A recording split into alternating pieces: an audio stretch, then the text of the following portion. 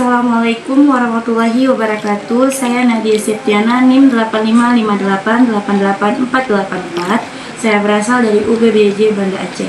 Di sini pada pertemuan kali ini yaitu saya akan melakukan praktikum lagi, yaitu tentang sifat cahaya pada materi lensa cembung dan lensa cekung KP2 modul 7.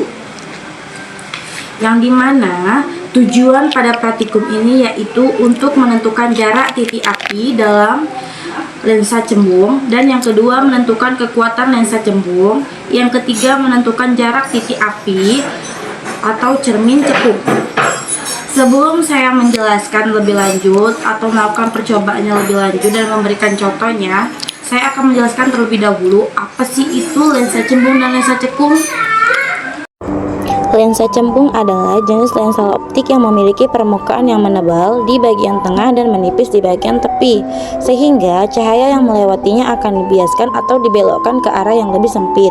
Ini membuat lensa cembung mampu membentuk citra yang diperbesar atau diperkecil, tergantung pada jarak objek dari lensa.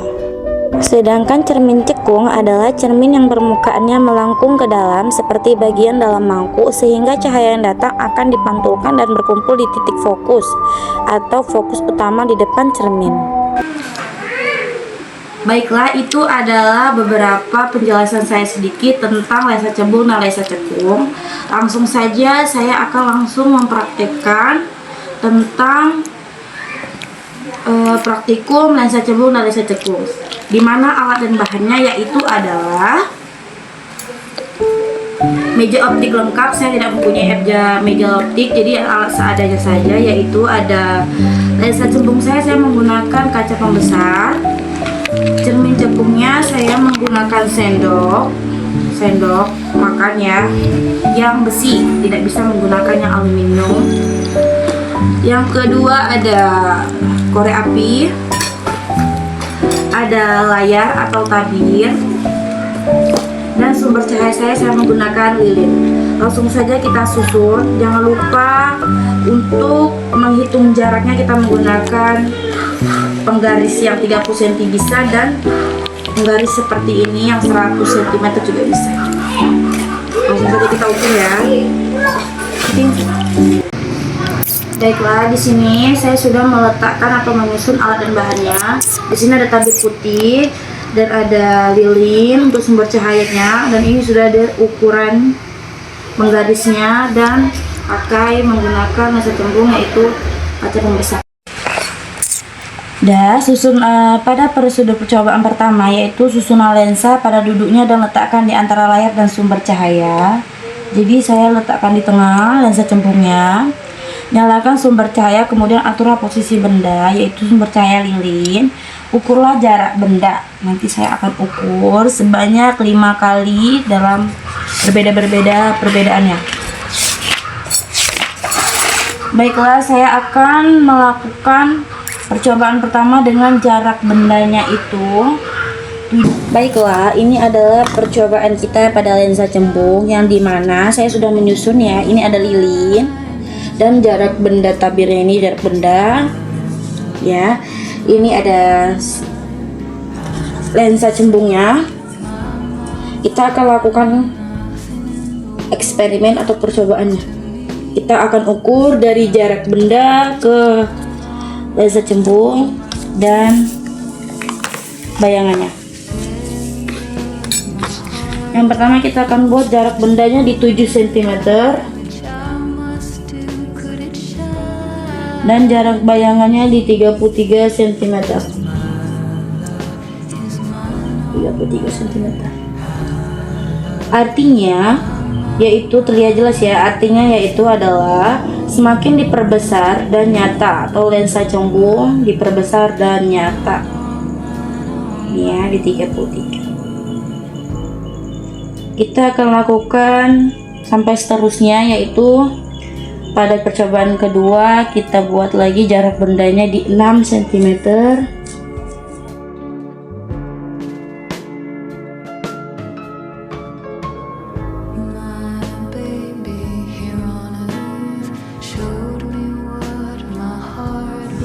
Pada percobaan cermin cekung, di sini saya akan susun lagi alatnya, sama saja sih sepertinya, cuman beda dengan cerminnya saja. Saya tidak menggunakan cermin, saya menggunakan sendok karena di sini saya keterbatasan untuk alat dan bahannya.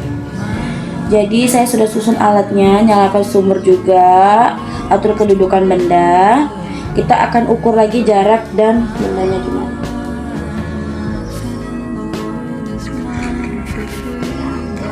Kita akan ukur.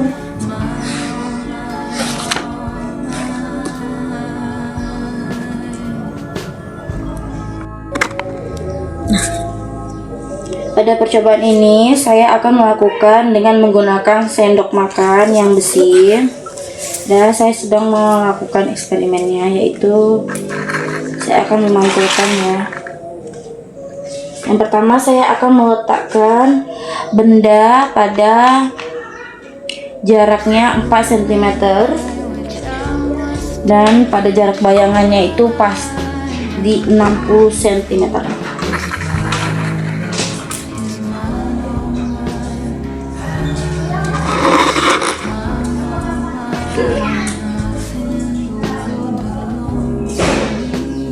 cm ya. Jadi ini ya. Jadi di sini cermin cekung itu maya, tegak dan diperbesar ya. Sebaliknya jika benda jauh, bayangan akan nyata terbalik dan bisa diperbesar dan diperkecil. Nih, bisa diperbesar, kecil. Jadi jarak yang kedua pada jarak benda 5 cm dan jarak bayangnya 65 cm ya.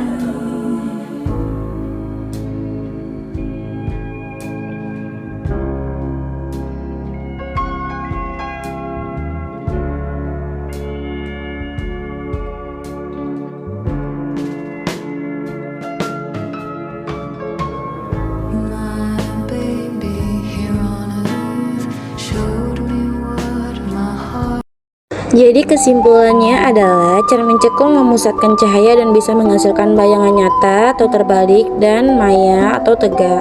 Sedangkan cermin cembung menyebarkan cahaya dan selalu menghasilkan bayangan maya yang lebih kecil dan tegak.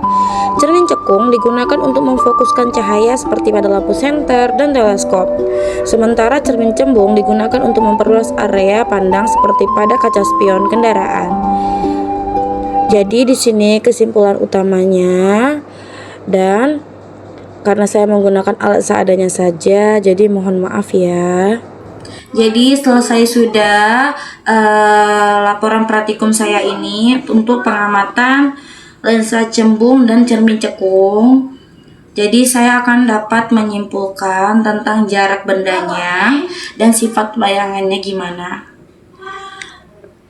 Jadi sekian dari saya, lebih dan kurang saya mohon maaf karena saya keterbatasan alat dan bahannya. Saya hanya menggunakan alat seadanya saja.